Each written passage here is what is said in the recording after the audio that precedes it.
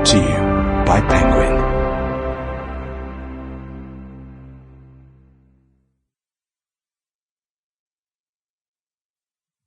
The Brightest Star in the Sky by Marian Keye. Read by Niamh Daly. Day 61. June the 1st, a bright summer's evening. I've been flying over the streets of Dublin, and now I enter through a skylight, slide into a living room, and right away I know it's a woman who lives here. There's pastel-coloured throws on the sofa, 2 plants, both alive, a television of modest size. People are sipping champagne, birthday cards abound, discarded wrapping paper, presents, talk of leaving for the restaurant. Hungry for information, I read the cards.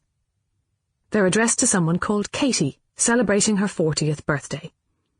I locate Katie. She looks a good deal younger than 40. She's tallish and dark-haired and bosomy, and in spike-heeled knee boots. Her force field vibrates with level-headed warmth, like a sexy primary school teacher. The man next to Katie, glowing with dark pride, in large part to do with the new platinum watch on Katie's wrist, is her boyfriend. An interesting man with a compelling life force. His vibrations are so powerful they're almost visible. I'm intrigued. Connell, they're calling this man, the polite members of the group. Other names are hovering in the ether. Show-off, flash bastard. Fascinating. The men don't like him at all. However, the women, Katie's mother, sister, and best friend, don't seem to mind him as much. I'll tell you something else. This Connell doesn't live here. A man as potent as this wouldn't stand for a television of such modest size, or plant watering. I waft past Katie, and she puts a hand up to the nape of her neck, and shivers. What? Connell looks ready to do battle. Nothing. Someone just walked over my grave. Oh, come now. Hardly. Hey! Naomi, older sister of Katie, is pointing at a mirror that's propped against a cupboard. Is your new mirror not up yet? I thought Connell was going to do it for you. Connell is going to do it, Katie says very firmly. Tomorrow morning before he goes to Helsinki. Aren't you, Connell? Friction.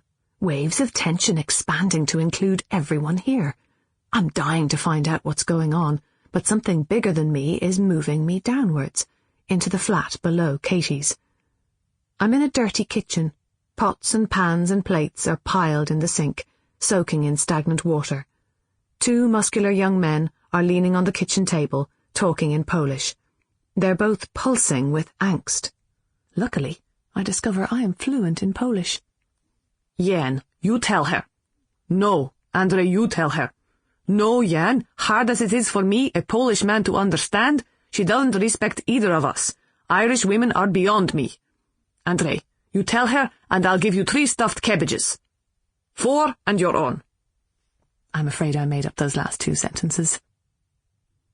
Into the kitchen comes the object of their earnest discussion, and I can't see what they're so afraid of. This little creature, Irish unlike the 2 boys, is lovely.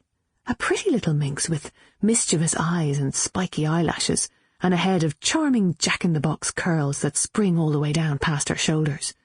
Mid-20s, and exuding vibrations so zesty they zigzag through the air.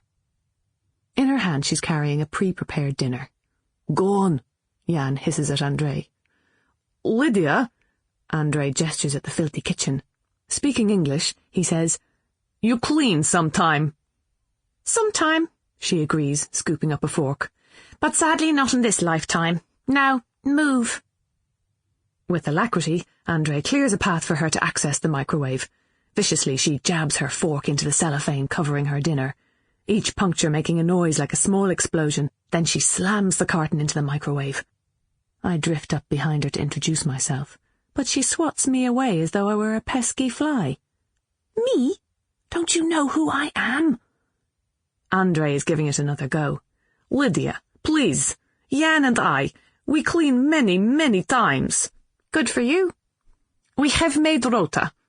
Feebly, Andre waves a piece of paper at her. Good for you. Again. Oh, how white her teeth are. How dazzling her smile. You are living... Sample complete. Ready to continue?